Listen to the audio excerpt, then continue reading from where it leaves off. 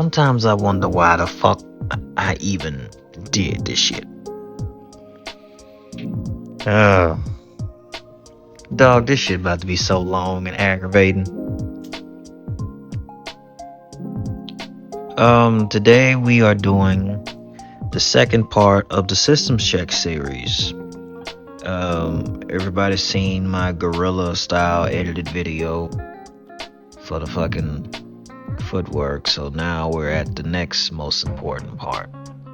This will probably be longer than the offense one I'll do after this because defense is doubly as important to me.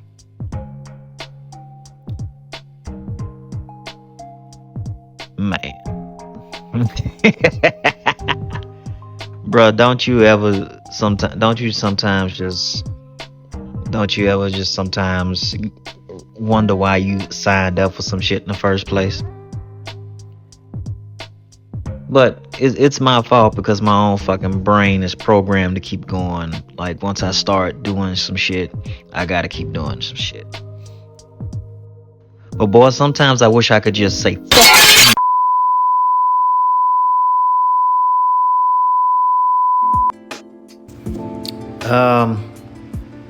Yeah, we're not gonna address that. But let's get to the point here. Let me show you what we got on the docket today. Alright, so we have sequential defense, guard dispositions, and combination isolation, which will be the main three segments in this. As we get to each segment, I'll explain the why and how it's named that way and all that other jazz, but let's stop fucking about like I ain't already gonna be at this bitch for about 20-30 minutes, and that's on y'all end. You ain't gonna see all the fuckery I gotta do just to make the shit, hospitable. But let me stop bitching. I'm starting the shit now. Fuck it. Let's get to sequential defense.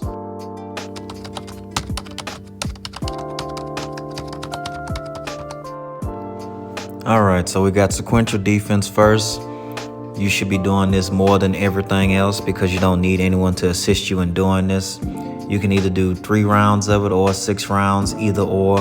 If you feel like being more extensive, you can do 6. If you feel like just doing it before you do everything else in your training regimen, you can just do 3.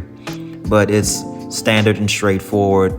You're doing your slips, rolls, pulls, and ducks, catches, parries, posts, and feints, and then on the last round, you combine them all together to have it kind of go together all pretty and shit into one smooth sequence.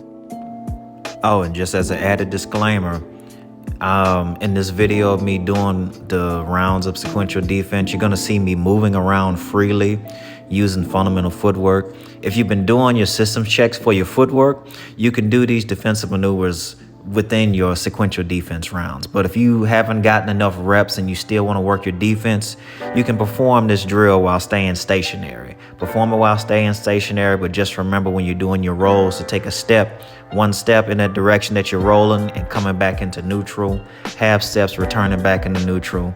But it's just based off of whether or not you've been doing your systems checks for your footwork to whether or not you can combine them into one element.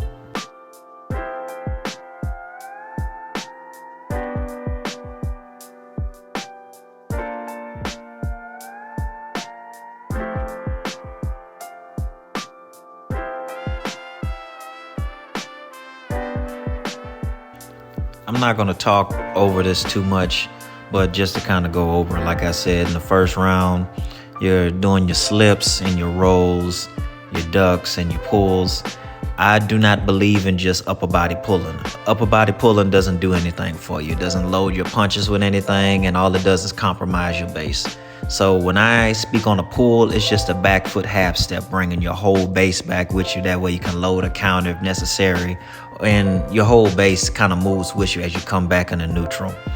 Also, upon the rolls, like I said, you try to step with your roll.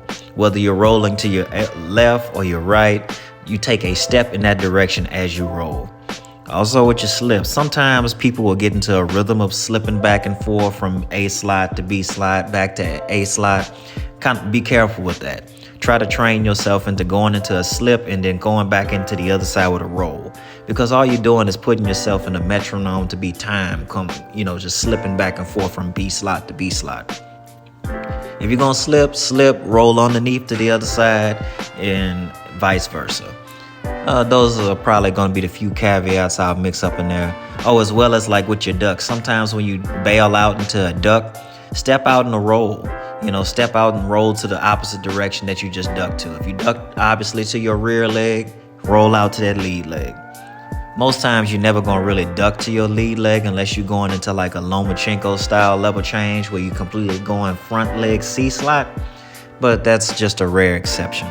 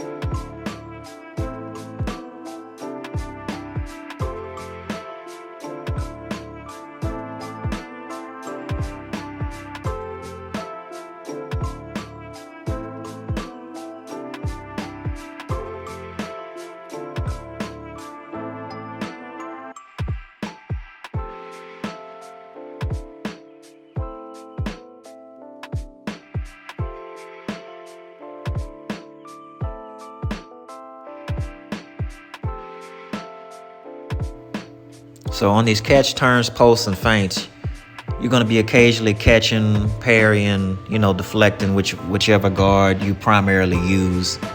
But alongside that, you're going to be mixing in your feints and your controls. Feints can be defensive. You can use a feint just to make a motherfucker get off you. Feint him to break his rhythm. Feint him to stop his forward momentum. Feint him just to make him second guess his own offense, to give you time to enact other defensive systems. You're going to be turning, primarily off of these controls. You're getting the posts out there, whether it be on the head or on the glove, and you turn and step into that direction. Like I said, if you haven't been doing your fundamental footwork drills, you can do this stationary. Just pivot in place. Just pivot in place while you're working these posts and you're doing these feints and catches. You're just trying to get comfortable with all this shit, using it in sequence. That's why we're isolating them. We isolate them first, and then we combine them to overload us in the end. That's why we do this shit, man.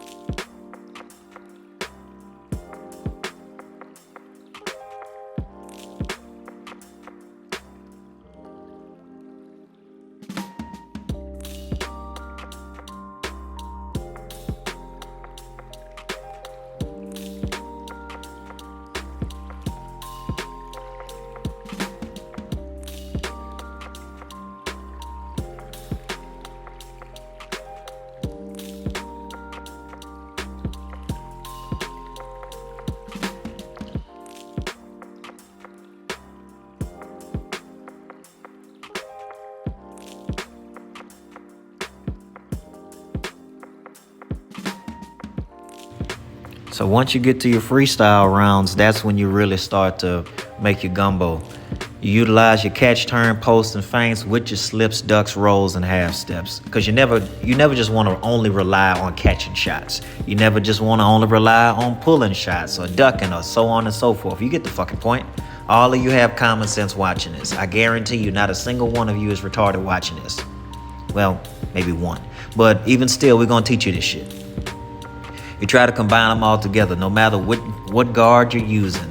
You get a post out there, try to move your head while, take your head offline as you do it. If you're going to catch something, you roll out and step out. As you can see, once you put all this shit together, it looks very dynamic, but it's nothing more than 3-4 moves put together with another 3-4 moves, and now it's 7-8 moves. That's it. And then combining that shit with the footwork, it looks like I'm doing a whole lot when it's just a whole bunch of basic blocks put on top of one another. The shit is not hard. What's hard is doing the thousands and thousands of boring ass reps that look just like this.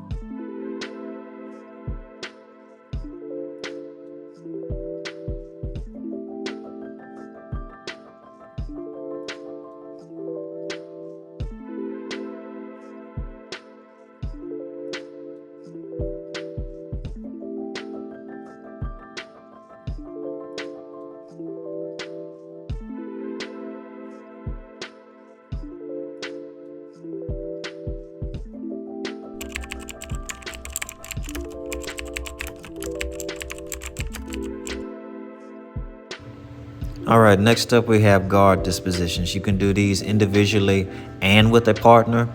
Now let me preface it by saying this. Let's say you don't have an active high guard, cross guard, active hands, so on and so forth. This is a drill to help train you to introduce new guards into your defensive bag. You do that by practicing individually. So we just showed you sequential defense. By using the sequential defense, once you kind of get into the flow of things, you understand how it works when you break it down into the head movement and, some basic foot movements, and then you involve your hands in it with the second round, and then you do freestyle. Guard dispositions is just you basically doing a freestyle sequential defense round, but with a whole new guard. And with this whole new guard, you're going to try to introduce all those same concepts, but just with your hands in a new position. It's nothing magical. You're basically doing a freestyle sequential defense round with a new guard.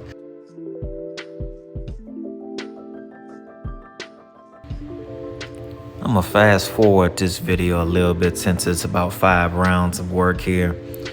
But like I said, you're isolating these. This is how you're gonna first introduce the guards to yourself. So you will do some solo rounds. Like I said, I just had a preface at 2 rounds per each guard, but let's say you want to spend an extensive amount of time on a particular guard. You can do that. This is not locked in stone. If you feel like you really want to get your long guard down, spend, double, triple the amount of rounds you want to. You can do that same thing for any guard you want. So you'll start off doing it like this as an individual. If you want to try to really start to implement. This is how you implement the partner into it. Once you've done this several times and you got used to doing your defensive principles in that said guard, then you can start doing defense only rounds where you put on your headgear, your mouthpiece, all that other shit like you about to spar. But you just say, hey, I'm just working defense. I'm trying to practice my high guard, or I'm trying to practice my long guard, or whatever disposition you want to go into at the time. This is how you train your defense, bro. This shit don't happen accidentally. You have to isolate shit specifically. Like, I'm working on this right now because I want to learn this. And you find someone that's willing to help you out doing that shit. And it's just that simple.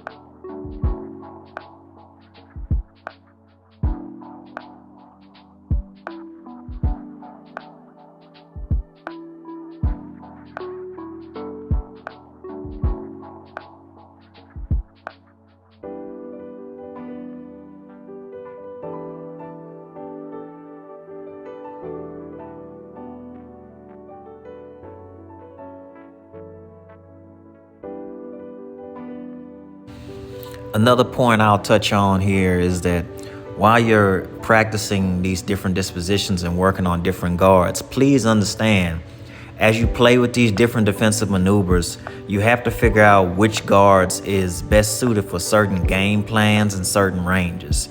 Like, as you can see, I'm working on the long guard here. You see the long guard is one, controlling distance, trying to step from angles from mid-range to outside. And primarily you're going to be either using half-step pulls or punch traffic and long catches and deflections. As you can see, where you may be open to if someone tries to go underneath that shit to go to your body or try to come over the top of it. So obviously I'm not going to be trying to use a long guard in the pocket. I may transition into a half guard. I may transition into a cross guard or whatever the case may be. Understand the different ranges that these guards may work at. Think a little bit, brainstorm. That's why you start by yourself first. You start by yourself to, pressure test some of these movements, going as hard as you can, because your defense needs to be trained just as hard as your offense. Everything ain't all about just being a caveman and bashing on shit. Think a little bit, bro.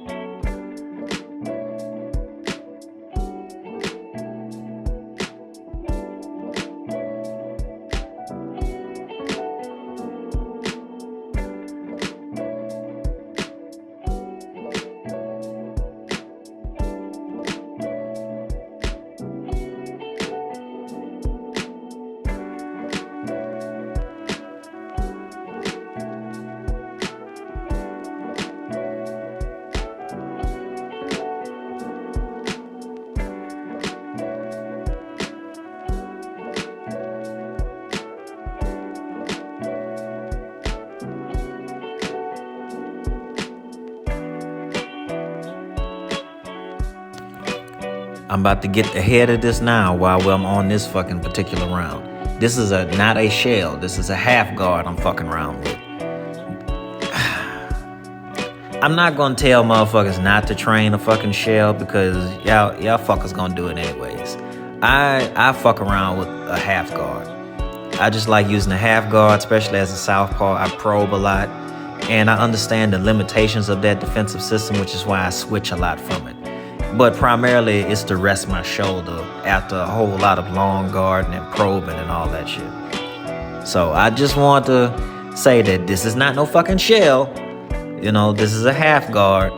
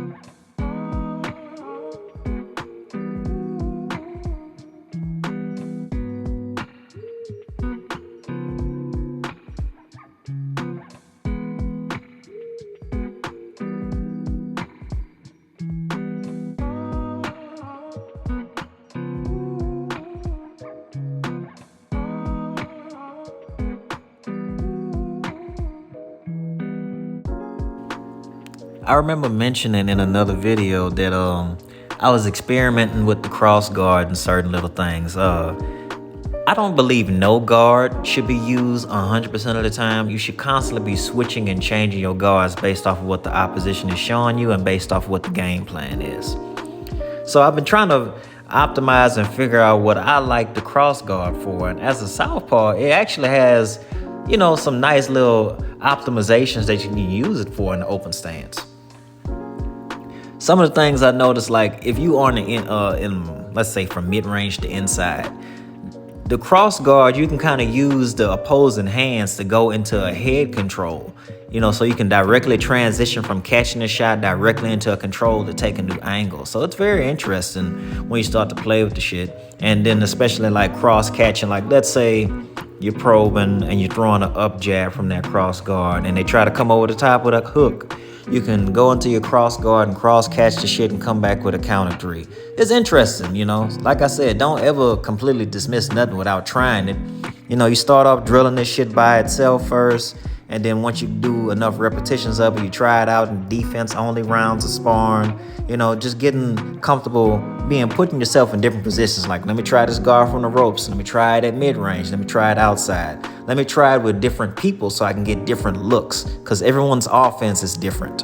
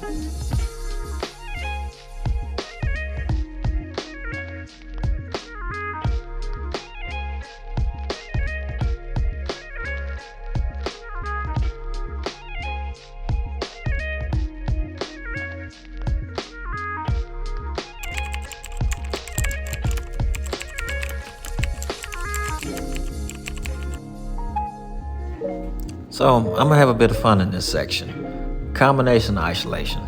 So let's say you struggle defending a particular combo in general.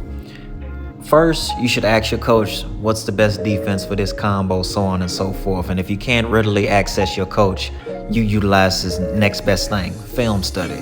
And you see how some of your favorite fighters or guys you may not watch as much and how they defend XYZ combinations. And you can practice those by yourself, just getting used to the movements of defending these specific combinations over and over again. Then you can find a partner y'all can get together and take turns if y'all both struggle with it or just want to work on it. Or in particular, you can just work on this shit just so you can get the reps over and over of like, okay, I can defend this combination like this. Oh, I can add this movement in as well. So now I have not just one way to defend that combination, I have 2-3 ways to defend that combination. It's very fun to do that. What I'm going to use here as an example is showing you a little bit how you can use this going into a fight. So I'm going to use some like old fucking footage and a game plan I put together when I had a fight, and how in particular I use combination isolation to get prepared to defend certain combinations that he like to throw and how to counter them. It's always rough looking at these older fucking game plan pages. I'm much more detail oriented in how I separate the offensive setups, defensive setups, and all that other shit now. But yeah, this was the whole fucking spiel. You know, front foot pressure, jab defense, probes, feints, and jabs to take advantage of his inconsistent lead hand and open stance. Isolating some of his favorite combinations and working on defending those and countering. Clinch work to deny him position for takedowns, but also just to take advantage of his non-existent inside game. Physical controls and air controls, some catching counters, and then, positional escapes. That's having to do with grappling. So I'm just going to narrow this down to just a few things because I don't want this to turn into a whole strategy type of video. Yeah, so we just gonna focus on these two key aspects here. I'm just gonna show the clips that I was able to isolate back when I did this film study, showing his best positions in throwing these combinations and also where he was vulnerable in the clinch.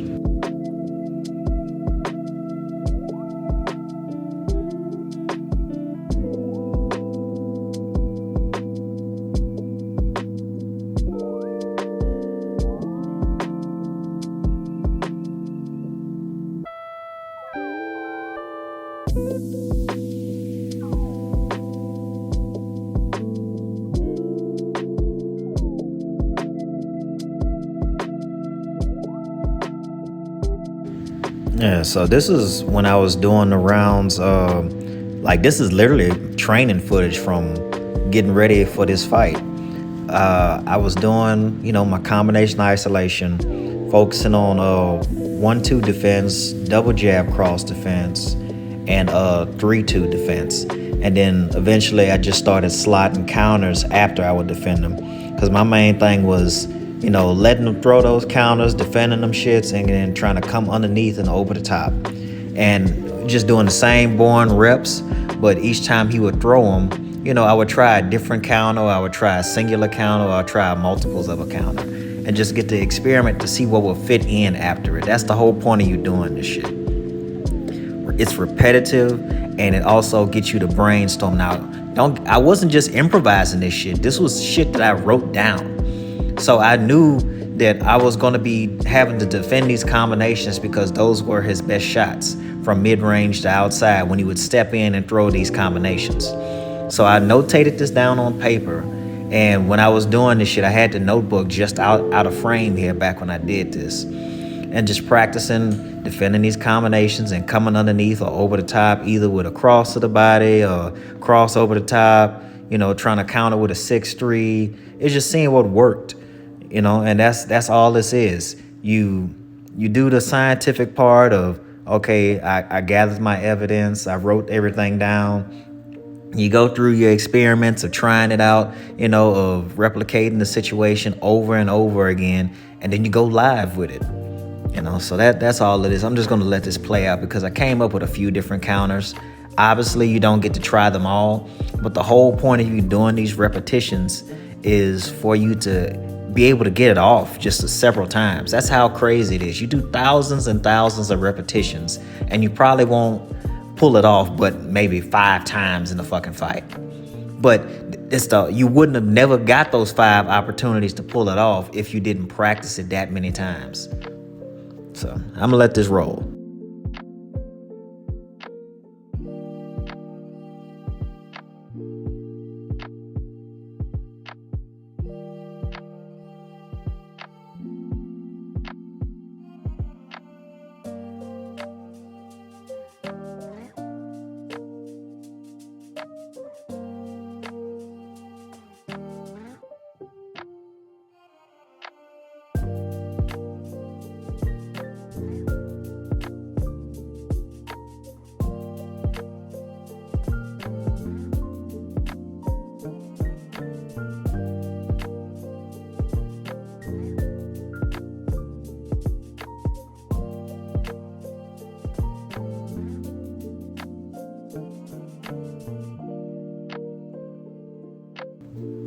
I believe by this point we had been going for about 3-4 rounds, just doing the same reps over and over, having them throw the same combinations, and I'm just trying to program different counters to different shit.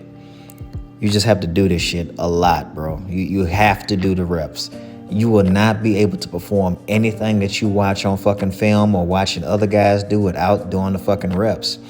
Too many guys want to skip steps or think or wonder why the shit can't come to them easy. It's not. I promise you it's not. This shit comes from hours of boring ass shit. Hours of boring ass shit. You have to do it, bro. Otherwise, you can't be surprised if you ain't able to, have what's in your mind's eye come to reality.